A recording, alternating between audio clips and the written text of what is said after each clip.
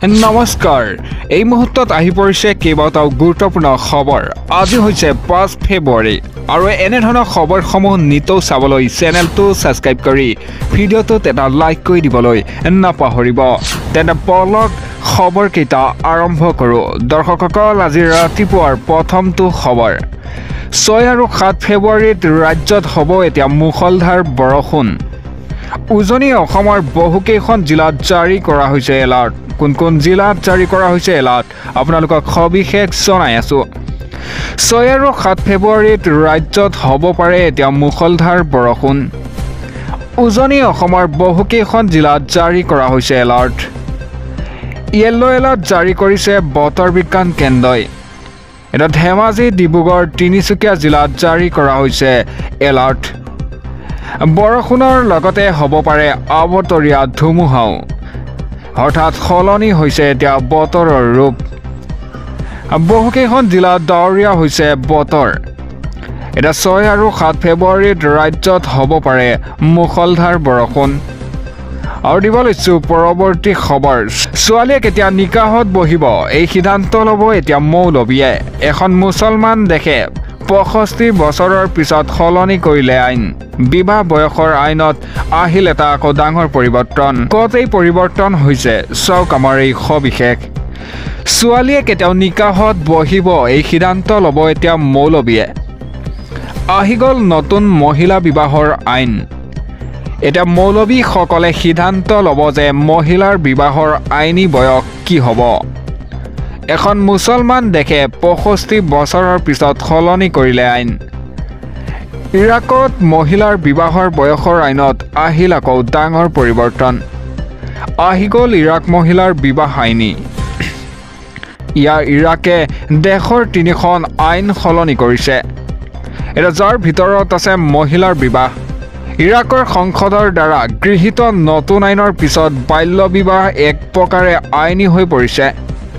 এটা ইছলামিক আদালতে পাৰিবাৰিক বিষয়ত হস্তক্ষেপ কৰে আইনসমূহ সংশোধনীবোৰে ইছলামিক বিষয়ত অধিক অধিকাৰ প্ৰদান কৰিছে এটা বিবাহ বিচ্ছেদৰ আৰু উত্তৰাধিকাৰীৰ অতি পাৰিবাৰিক বিষয় সাঙুৰ খাই আছে ইৰাকী আইনে বৰ্তমান বেছিভাগ ক্ষেত্ৰত বিবাহৰ নিম্নতম বয়স নিৰ্ধাৰণ কৰিছে 18 বছৰ এসপ্তাহৰ পূৰ্বে গৃহীত হয় এই নতুন আইন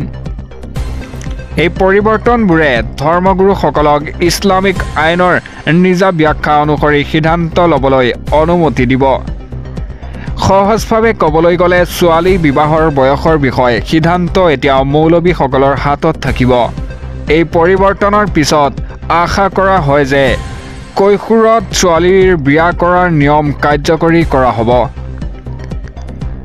জাফাৰী স্কুল অফ ইছলামিক ল'ৰ পিছত ইৰাকৰ বহুতো শিয়া ধৰ্মীয় বিষয়াই ছোৱালীজনীৰ বিবাহৰ বয়স 9 বছৰ ধাৰ্য কৰে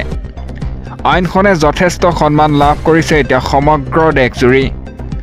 ইছলামিক নীতিৰ সৈতে সংযোগ স্থাপন কৰিবলৈ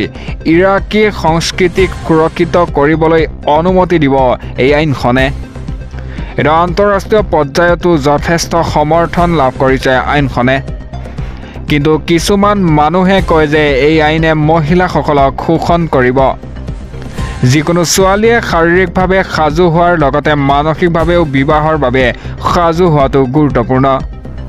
আৰু দিব লৈছো পৰৱৰ্তী খবৰটো ছেভ কৰক চৌথাকৈ নম্বৰ আৰু দুৰ্নীতি নিবাৰক শাখাই মুকলি কৰিছে এই ফোন নম্বৰ কেইটা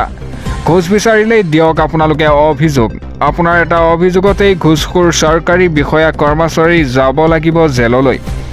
দিব লৈছে এটা ভাল খবৰ অতিকৈ গুৰুত্বপূৰ্ণ খবৰ ঘোষ খোৱা বিষয়া আৰু চৰকাৰী কৰ্মচাৰী আৰু ৰক্ষা নাই ঘোষ খোৱা বিষয়া কৰ্মচাৰীক ধৰিবলৈ আহি গ'ল নতুন কৌশল এটকাও ঘোষ ল'লে যাব লাগিব এতিয়া জেললৈ দুৰ্নীতি নিৰ্মূল কৰিবলৈ নতুন বছৰতেই বিশেষ কৌশল উদ্ভাৱন কৰা হৈছে ঘোষ বিচাৰিলেই অতি সাৱধানে এনে বিষয়া কৰ্মচাৰীক নিৰীক্ষণ কৰক ছটাকৈ নতুন নম্বৰ মুকলি কৰিছে দুৰ্নীতি নিবাৰক শাখাই আপোনালোকে নম্বৰ কেইটা নোট কৰি লওক নহ'লে স্ক্ৰীনশ্বট মাৰি ল'ব পাৰে 6026903418 আৰু আনটো হৈছে 6026903483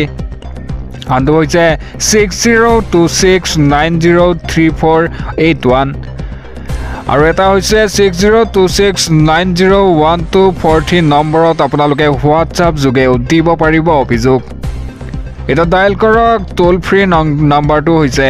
180034533767 আৰু এটা হৈছে 0361246229 নিয়ন্ত্ৰণ কক্ষৰ নম্বৰ হৈছে এইটো এটা আৰু মেইল যোগেও আপোনালোকে দিব পাৰিব অভিযোগ complaints.vasc@gmail.com আপোনালোকে মেইল যোগেও দিব পাৰিব অভিযোগ আপোনাৰ এটা অভিযোগত ঘুষ বিচৰা কৰ্মচাৰী যাব লাগিব জেললৈ আৰু দিব লৈছো পৰৱৰ্তী খবৰ প্ৰেম বিবাহত সকলোতে আহি গ'ল এটা নতুন নিয়ম এটা প্ৰেম বিবাহ সকলোতে আহি গ'ল এই নতুন নিয়মটো বিয়া নকৰাকৈ একেলগে থকাত আহি গ'ল বাধা এতিয়া আহি গ'ল কঠোৰ নিয়ম ইউচিচিৰ পাছত উত্তৰাখণ্ডত এই পৰিস্থিতি কিকে সমগ্ৰ দেশজুৰি বলবৎ হ'ব ইউচিচি দিব লৈছে এটা গুৰুত্বপূৰ্ণ খবৰ বিয়া নকৰাকৈ একেলগে থকাত আহি গ'ল বাধা আহি গ'ল কঠোৰ নিয়ম নামানিলেই হ'ব পাৰে 3 মাহৰ কাৰাবাস আৰু 25,000 টকাৰ জৰিমনা উত্তৰাখণ্ডৰ ইউচিচি কাৰ্যকৰী হোৱাৰ পাছতেই এতিয়া সলনি হৈছে বহুত নিয়ম ইয়াৰ ভিতৰত লিভ ইন সম্পৰ্ক অন্যতম নিয়ম আহি গ'ল লিভ ইনৰ সম্পৰ্কৰ বাবে ইউনিফৰ্ম চিভিল কোডৰ কাৰ্যকৰী কৰা দেশৰ প্ৰথমখন ৰাজ্য উত্তৰাখণ্ড শিক্ষাই সমগ্ৰ দেশজুৰি বলবৎ হ'ব ইউচিচিৰ লগে লগে প্ৰযোজ্য হ'ব অসমতো এতিয়াৰ পৰা অবিবাহিত দম্পতীসকলক একেলগে থাকিবলৈ লাগিব আইনীৰ অনুমতি ইউচিচিৰ অধীনত একেলগে থাকিব বিচৰা দম্পতীসকলে চৰকাৰৰ সৈতে তেওঁলোকৰ সম্পৰ্ক পঞ্জীয়ন কৰিব লাগিব অৰ্থাৎ ৰেজিষ্ট্ৰেশ্যন কৰিব লাগিব লিভ ইন পঞ্জীয়নৰ বাবে সকলো নথিপত্ৰ তেওঁলোকে দাখিল কৰিব লাগিব কি নথিপত্ৰ লাগিব আপোনালোকক জনাই আছো আধাৰ কাৰ্ড সম্পৰ্কৰ তথ্য বাসস্থানৰ প্ৰমাণপত্ৰ লগতে ভাড়াত লোৱা ঘৰৰ মালিকৰ বিষয়ে সম্পূৰ্ণ তথ্য লাগিব লগতে তেওঁলোকৰ নিজৰ ধৰ্মৰ ধৰ্মীয় নেতাৰ দ্বাৰা জাৰি কৰা প্ৰমাণপত্ৰও লাগিব এইবোৰ নিয়ম নামানিলে বিয়া নকৰাকে থাকিব নোৱাৰিব কোনো দম্পতীয়ে এই লিভ ইন সম্পৰ্ক পঞ্জীয়ন কৰাৰ বাবে 500 টকা মাচুলো লোৱা হ'ব এটা স্থানীয় পঞ্জীয়কে ইয়াক পুনৰীক্ষণ কৰিব আৰু তাৰ পিছত 30 দিনৰ ভিতৰত অনুমোদন বা নাকচ কৰিব এটা পঞ্জীয়কে এই আবেদনখন প্ৰমাণীকৰণৰ বাবে আৰক্ষীলৈ প্ৰেৰণ কৰিব পাৰে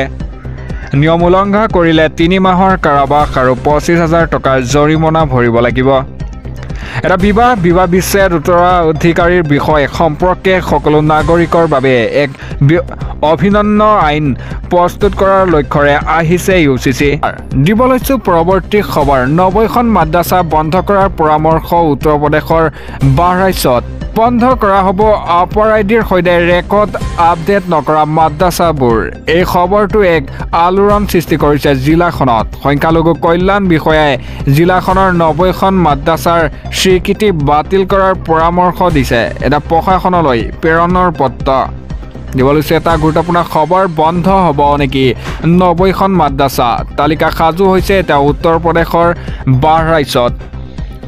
বন্ধ কৰা হ'ব আপাৰ আইডিৰ সৈতে ৰেকৰ্ড আপডেট নকৰা মাদ্ৰাছাবোৰ এই খবৰটোৱে এক আলোড়ন সৃষ্টি কৰিছে জিলাখনত সংখ্যালঘু কল্যাণ বিষয়াই জিলাখনৰ 90খন মাদ্ৰাছাৰ স্বীকৃতি বাতিল কৰাৰ পৰামৰ্শ দিছে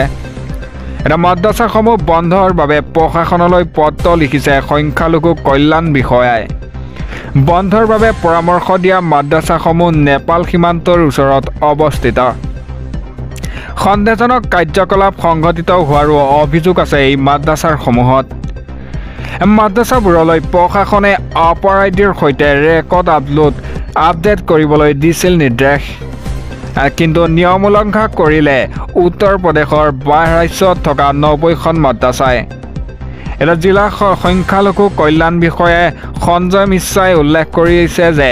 এই বিষয় এটা নিৰ্দেশনা পালন নকৰা ফলস্বৰূপে প্ৰশাসনে ল'ব লগা হৈছে কঠোৰ ব্যৱস্থা বন্ধৰ নিৰ্দেশ দি মাদ্ৰাছাসমূহলৈ ইতিমধ্যে প্ৰেৰণ কৰা হৈছে বাৰ্তা শিশুসকলৰ বাবে আপাৰ আইডিও প্ৰস্তুত কৰাৰ কাম সম্পূৰ্ণ কৰাৰ পৰামৰ্শ আছিল, কিন্তু 90খন মাদ্ৰাছাৰ কোনো এখনত প্ৰস্তুত কৰা নাছিল আপাৰ আইডি। ৰাজ্যত 301খন স্বীকৃত মাদ্ৰাছা চলি আছে, তাৰে 90খন মাদ্ৰাছাই ভংগ কৰিছে নিয়ম। এটা মাদ্ৰাছাৰ অপাৰেটসকলে নিয়মবোৰ উলংঘা কৰাৰ অভিযোগ আহি পৰিছে। আৰু দিব লৈছোঁ পৰৱৰ্তী খবৰ, পঞ্চায়ত নিৰ্বাচনৰ বাবে সাজু চৰকাৰ। ডাঙৰ ঘোষণা এতিয়া মুখ্যমন্ত্ৰী ডক্টৰ হিমন্ত বিশ্ব শৰ্মাৰ। কেতিয়ালৈ জাৰি কৰা হ'ব পঞ্চায়ত নিৰ্বাচনৰ অধিসূচনা। নতুন নিয়মেৰে অনুষ্ঠিত হ'ব এইবাৰ পঞ্চায়ত নিৰ্বাচন। প্ৰতিদ্বন্দ্বিতাৰ বাবে আছে নতুন নিয়ম আৰু ঘোষণা মুখ্যমন্ত্ৰীৰ। দিব লৈছোঁ এটা ভাল খবৰ, এটা গুৰুত্বপূৰ্ণ খবৰ, পঞ্চায়ত নিৰ্বাচনৰ বাবে সাজু এতিয়া চৰকাৰ। ডাঙৰ ঘোষণা মুখ্যমন্ত্ৰী ডক্টৰ হিমন্ত বিশ্ব শৰ্মাৰ। হায়াৰ ছেকেণ্ডাৰী পৰীক্ষা শেষ হোৱাৰ পিছতেই অনুষ্ঠিত হ'ব পঞ্চায়ত নিৰ্বাচন। 18 মাৰ্চত জাৰি হ'ব পঞ্চায়ত নিৰ্বাচনৰ অধিসূচনা, ঘোষণা মুখ্যমন্ত্ৰীৰ। নতুন নিয়মেৰে অনুষ্ঠিত হ'ব এইবাৰ পঞ্চায়ত নিৰ্বাচন। পঞ্চায়তৰ ৰাজনীতিমুক্ত কৰাৰ বাবে লোৱা হৈছে বিশেষ সিদ্ধান্ত। পঞ্চায়তৰ সভাপতি আৰু সদস্য পদৰ প্ৰাৰ্থী অৰাজনৈতিক হ'ব লাগে। বিজেপিৰ পঞ্চায়তৰ সভাপতি আৰু সদস্য পদত হস্তক্ষেপ নকৰে। এটা অৱসৰপ্ৰাপ্ত শিক্ষক নাইবা স্থানীয়ভাৱে ভাল কাম কৰা লোকসকলে এই ক্ষেত্ৰত সুবিধা লাভ কৰিব। গান্ধীজীয়ে তৃণমূল পৰ্যায়ত নিৰ্বাচন অৰাজনৈতিক হোৱাটো বিচাৰিছিল। এটা মুখ্যমন্ত্ৰী ডক্টৰ হিমন্ত বিশ্ব শৰ্মাৰ বৃহৎ ঘোষণা পঞ্চায়ত নিৰ্বাচনক লৈ। ইফালে পঞ্চায়ত নিৰ্বাচনত প্ৰতিদ্বন্দ্বিতাৰ বাবে আছে নতুন নিয়ম। প্ৰতিদ্বন্দ্বিতাৰ বাবে আছে এতিয়া 33টা নিয়ম আৰু লাগিব 12বিধ নথিপত্ৰ। 12বিধ নথিপত্ৰ আৰু 33টা নিয়ম মানিলেই খেলিব পাৰিব এতিয়া পঞ্চায়ত নিৰ্বাচন। ভুৱা তথ্য দিলেই পৰিব বিপদত, গতিকে আজিয়েই জানি লওক এই সকলোবোৰ। গাঁও পঞ্চায়ত, আঞ্চলিক পঞ্চায়ত আৰু জিলা পৰিষদ প্ৰাৰ্থীৰ যোগ্যতাৰ নতুন নিয়মসমূহ। নিৰ্বাচন খেলিবলৈ আপোনাৰ বয়স হ'ব লাগিব ন্যূনতম 21 বছৰ। প্ৰাৰ্থীগৰাকী বাল্য বিবাহ কৰোৱাৰ ব্যক্তি হ'ব নালাগিব। পৰিয়ালৰ কোনো ব্যক্তি হ'ব নালাগিব বাল্য বিবাহেৰে জড়িত। গাঁৱৰ পঞ্চায়তৰ ৱাৰ্ড সদস্যৰ পদৰ প্ৰাৰ্থী মেট্ৰিকত উত্তীৰ্ণ হ'ব লাগিব। ST SC OBC প্ৰাৰ্থীৰ হ'ব লাগিব 10ম শ্ৰেণীলৈকে পঢ়া। আঞ্চলিক পঞ্চায়তৰ সদস্য পদৰ বাবে যিকোনো প্ৰাৰ্থী হ'ব লাগিব 10ম শ্ৰেণীৰ উত্তীৰ্ণ। জিলা পৰিষদৰ ক্ষেত্ৰতো প্ৰাৰ্থীগৰাকী হ'ব লাগিব মেট্ৰিক উত্তীৰ্ণ। এটা প্ৰতিদ্বন্দ্বিতা কৰিব নোৱাৰিব যদিহে সন্তান দুটাকৈ অধিক আছে। 2018 চনৰ 19 মাৰ্চৰ পূৰ্বে দুটাকৈ অধিক সন্তান থকা প্ৰাৰ্থীয়ে কৰিব পাৰিব প্ৰতিদ্বন্দ্বিতা। এটা নৈতিক স্থলন সম্পৰ্কীয় অপৰাধ চৰকাৰী চাকৰি যোৱা ব্যক্তি অযোগ্য বিবেচিত হ'ব। এটা দেউলীয়া ঘোষিত হোৱা ব্যক্তিয়েও খেলিব নোৱাৰে নিৰ্বাচন। চৰকাৰী অনুদান পোৱা ব্যক্তিয়ে নোৱাৰে খেলিব এতিয়া নিৰ্বাচন। চৰকাৰী পদত অধিষ্ঠিত হৈ থকা ব্যক্তিয়ে নোৱাৰে খেলিব নিৰ্বাচন। গাঁও পঞ্চায়ত, জিলা পৰিষদৰ পাৰিশ্ৰমিক পোৱা প্ৰাৰ্থীয়ে হ'ব অযোগ্য। এতিয়া কৰ মাচুল পৰিশোধ কৰিবলৈ বাকী থকা ব্যক্তিয়ে খেলিব নোৱাৰে নিৰ্বাচন। এই নিয়মসমূহ হৈছে